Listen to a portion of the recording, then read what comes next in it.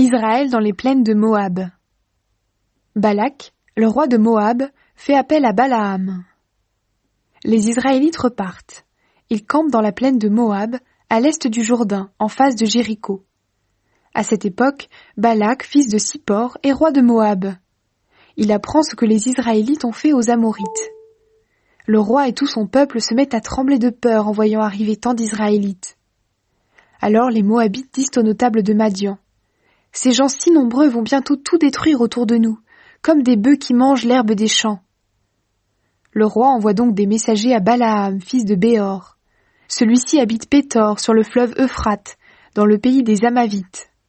Le roi de Moab envoie ce message: « Il y a ici un peuple venu d'Égypte qui remplit tout le pays. Il s'est installé près de chez moi. Viens donc ici, s'il te plaît. Jette sur lui une malédiction, parce qu'il est plus puissant que mon peuple. Si tu acceptes, j'arriverai peut-être à le battre et à le chasser du pays. En effet, je le sais, celui que tu bénis est vraiment béni, celui que tu maudis est vraiment maudit. » Les messagers, des anciens de Moab et de Madian, s'en vont donc en emportant des cadeaux pour payer le voyant. Quand ils arrivent chez Balaam, ils lui donnent le message de Balak. Balaam leur dit: « Passez la nuit ici. Demain, je vous donnerai la réponse, selon ce que le Seigneur me dira. » Les chefs de Moab restent donc chez Balaam. Alors Dieu vient demander à Balaam: « Qui sont ces gens que tu reçois chez toi ?» Balaam répond: « Balak, fils de Sippor et roi de Moab, a envoyé ces hommes me dire: « Le peuple qui a quitté l'Égypte remplit tout le pays. Viens donc ici, s'il te plaît, et jette sur lui une malédiction. Si tu acceptes, j'arriverai peut-être à le battre et à le chasser. » Dieu dit à Balaam: « Non, tu n'iras pas avec eux. Tu ne maudiras pas le peuple d'Israël, parce que je l'ai béni. » Le matin suivant, dès que Balaam est debout, il dit aux notables envoyés par Balak: « Retournez dans votre pays. Le Seigneur m'interdit de partir avec vous. » Les notables de Moab reviennent dire à Balak: « Balaam n'a pas voulu venir avec nous. » Mais Balak envoie encore d'autres chefs plus nombreux et plus importants que les premiers. Ils vont rapporter à Balaam cette demande de Balak: « Moi, Balak, fils de Sippor, je t'en prie, ne refuse pas de venir chez moi. Je te couvrirai d'honneur et je ferai tout ce que tu me diras. Viens donc et jette une malédiction sur ce peuple. » Mais Balaam répond aux envoyés de Balak: « Même si Balak me donne tout l'argent et tout l'or qui remplissent sa maison, je ne peux pas faire une chose, petite ou grande, contre l'ordre du Seigneur mon Dieu. Pourtant, restez ici cette nuit vous aussi. Alors je connaîtrai ce que le Seigneur veut encore me faire savoir. » Pendant la nuit, Dieu vient dire à Balaam: « Si ces hommes sont venus t'appeler, pars avec eux. Mais tu feras seulement ce que je te montrerai. » Le matin suivant, Balaam se lève, il prépare son ânesse et il part avec les chefs de Moab. L'ânesse de Balaam refuse d'avancer. Quand Dieu voit Balaam partir, il se met en colère. Balaam avance sur la route, monté sur son ânesse. 2 serviteurs sont avec lui. Alors un ange du Seigneur se place sur la route pour l'empêcher de passer. L'ânesse voit l'ange debout au milieu de la route. Il tient une épée à la main. L'ânesse quitte la route et elle passe à travers les champs. Balaam se met à la frapper pour la ramener sur la route. L'ange va se placer plus loin dans un chemin étroit qui traverse des vignes entre 2 murs. L'ânesse voit l'ange du Seigneur. Elle se serre contre le mur et ainsi elle blesse le pied de Balaam. Celui-ci la frappe de nouveau. L'ange du Seigneur les dépasse encore une fois. Il va se placer dans un passage très étroit. Là, on ne peut passer ni à sa droite ni à sa gauche. Quand l'ânesse voit l'ange, elle se couche sous Balaam. Celui-ci se met en colère et les coups de bâton pleuvent. Alors le Seigneur fait parler l'ânesse et elle dit à son maître: « Qu'est-ce que je t'ai fait pour que tu me frappes 3 fois ?» Balaam lui répond: « Tu te moques de moi. Si j'avais une épée à la main, je te tuerais tout de suite. » L'ânesse lui dit: « Est-ce que je ne suis pas ton ânesse ? C'est moi que tu montes depuis toujours. Est-ce que j'ai l'habitude d'agir ainsi avec toi ?» Balaam répond: « Non. » Alors le Seigneur ouvre les yeux de Balaam.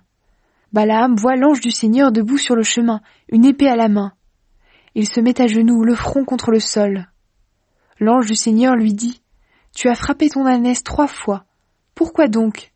Je suis venu t'empêcher de passer. En effet, ce voyage me paraît dangereux. Ton ânesse m'a vu et 3 fois elle s'est écartée de moi. Si elle n'avait pas fait cela, je t'aurais tué, mais elle, je l'aurais laissée en vie. » Balaam dit à l'ange, « J'ai commis une faute. En effet, je n'ai pas vu que tu étais devant moi sur la route. Mais maintenant, si ce voyage te déplaît, je suis prêt à faire demi-tour. » L'ange du Seigneur répond, « Non, va avec ces hommes, mais tu prononceras seulement les paroles que je te dirai. » Alors Balaam continue la route avec les chefs de Balak. Balaam rencontre Balak, le roi de Moab. Quand Balak, le roi de Moab, apprend l'arrivée de Balaam, il va à sa rencontre jusqu'à Ir en Moab. Cette ville se trouve près de la frontière du pays, sur le torrent de l'Arnon. Balak lui demande, « Quand j'ai envoyé des gens t'appeler la première fois, tu n'es pas venu. Pourquoi donc? Est-ce que tu pensais que je ne pouvais pas te couvrir d'honneur ?» Balaam répond au roi, « Eh bien, je suis là. Mais qu'est-ce que je peux faire? Je dirai seulement les paroles que Dieu mettra dans ma bouche. » Balaam part avec Balak, et ils vont à la ville de Kiriath-Oussoth. Le roi Balak offre des bœufs et des moutons en sacrifice. Il en donne des parts à Balaam et aux chefs qui sont avec lui. Balaam bénit le peuple d'Israël. Le matin suivant, le roi Balak monte avec Balaam à la ville de Bamoth-Baal. De là, Balaam voit une partie du peuple d'Israël.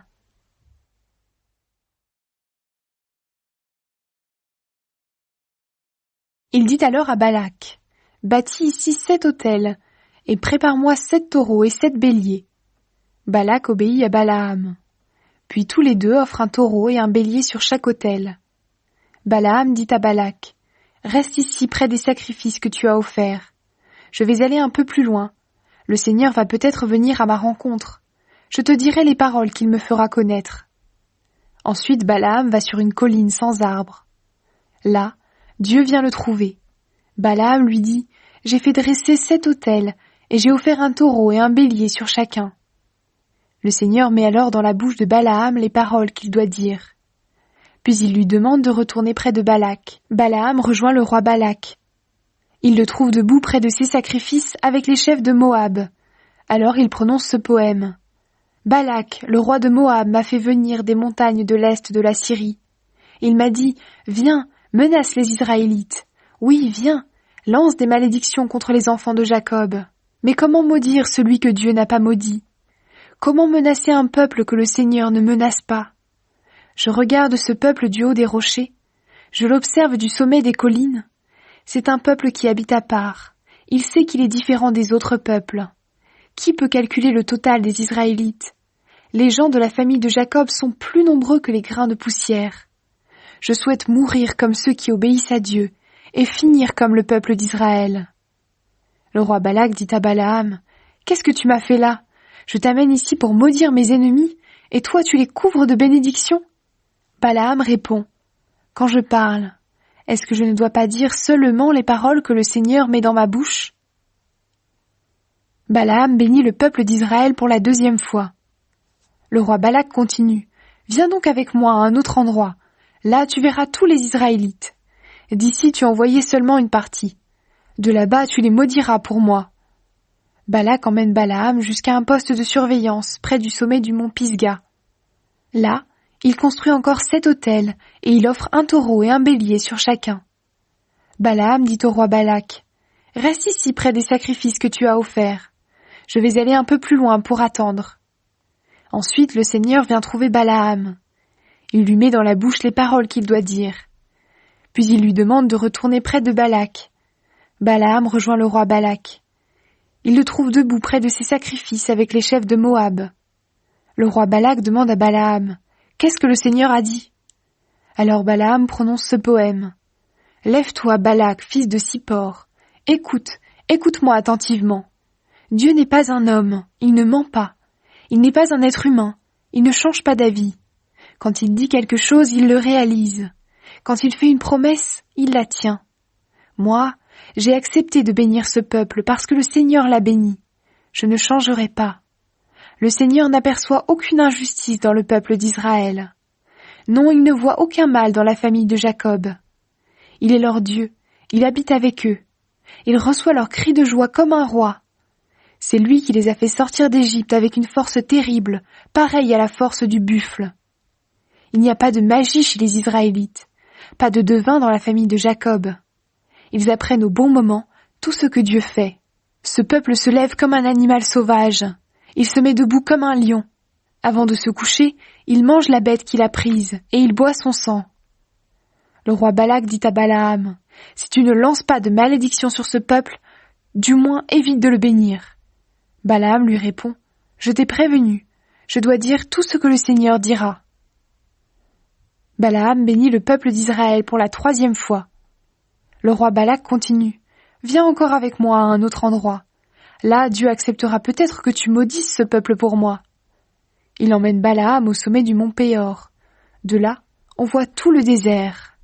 Balaam dit à Balak, « Bâtis ici 7 autels et prépare-moi 7 taureaux et 7 béliers. » Balak obéit à Balaam, puis il offre un taureau et un bélier sur chaque autel.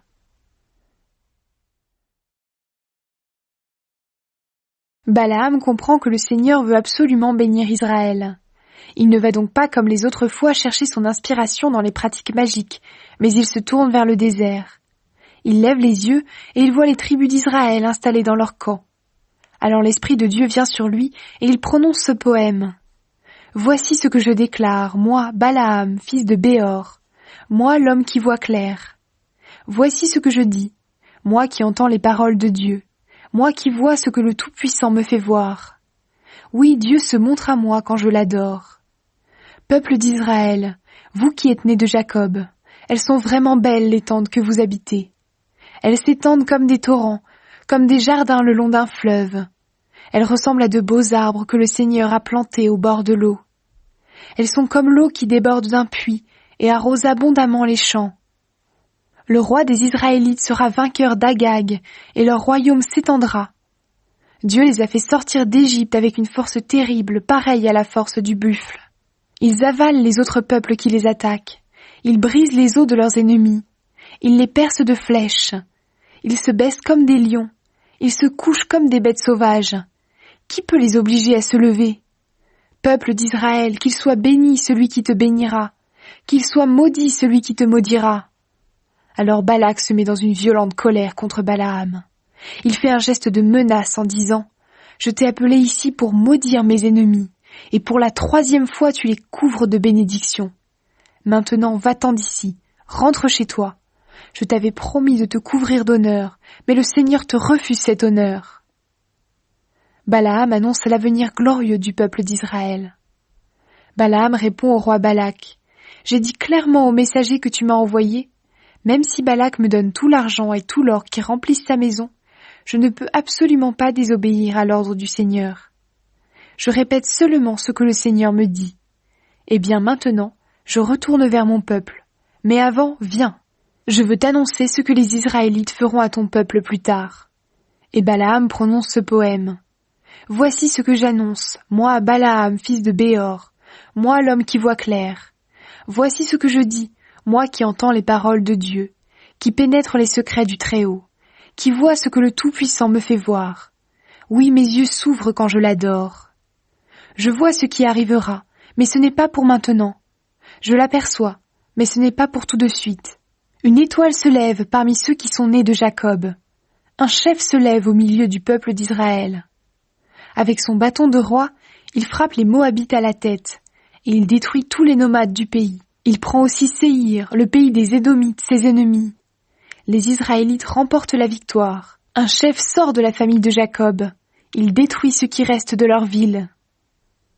Balaam annonce la destruction des ennemis d'Israël. Ensuite, Balaam voit les Amalécites et il prononce cette parole. Voici Amalek, le pays le plus puissant. Mais plus tard, il sera complètement détruit. Balaam voit aussi les Kénites et il dit, vous les Kénites, vous êtes en sécurité dans votre pays, comme dans un nid posé sur un rocher. Pourtant vos maisons seront brûlées et les Assyriens vous feront prisonniers. Balaam dit encore, hélas, qui peut vivre encore après que Dieu a agi? Des bateaux arriveront de Chypre. Ces gens-là écraseront les Assyriens et même les gens de la famille d'Héber. Eux aussi seront détruits. Après ces paroles, Balaam se met en route pour retourner dans son pays. Le roi Balak part aussi de son côté. À Péor, Israël trahit le Seigneur. Les Israélites s'installent à Chittim. Là, ils vivent n'importe comment avec des femmes moabites et elles les entraînent à offrir des sacrifices à leurs dieux. Les Israélites partagent leurs repas sacrés et ils adorent leurs dieux. Ils s'attachent au dieu Baal de Péor, alors le Seigneur se met en colère contre eux. Le Seigneur dit à Moïse, « Prends tous les chefs du peuple et fais-les pendre devant moi face au soleil. Ensuite le feu de ma colère contre vous se calmera. » Moïse dit aux responsables d'Israël, « Chacun de vous doit tuer les hommes de sa tribu qui se sont attachés au dieu Baal de Péor. » À ce moment-là, un Israélite arrive au milieu de ses frères avec une Madianite. Moïse et toute la communauté d'Israël sont en train de pleurer à l'entrée de la tente de la rencontre. Ils voient l'homme et la femme. Alors le prêtre Pinas, fils d'Élazar et petit-fils d'Aaron, se lève au milieu de la communauté. Il prend une lance. Il suit l'homme dans la tente où celui-ci entre avec la Madianite. Pinas les tue tous les deux en les frappant au bas du ventre. Aussitôt, le grand malheur qui frappe les Israélites s'arrête. Mais ce malheur a déjà fait 24 000 morts.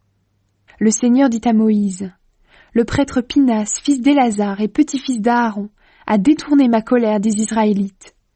En effet, il a été envers eux aussi sévère que moi. Oui, j'exige d'être leur seul Dieu. Pourtant, à cause de Pinas, je ne les ai pas détruits. C'est pourquoi tu lui diras que je fais avec lui une alliance qui apporte la paix. Elle sera pour lui, pour ses fils et les fils de leurs fils. Elle fait d'eux des prêtres pour toujours.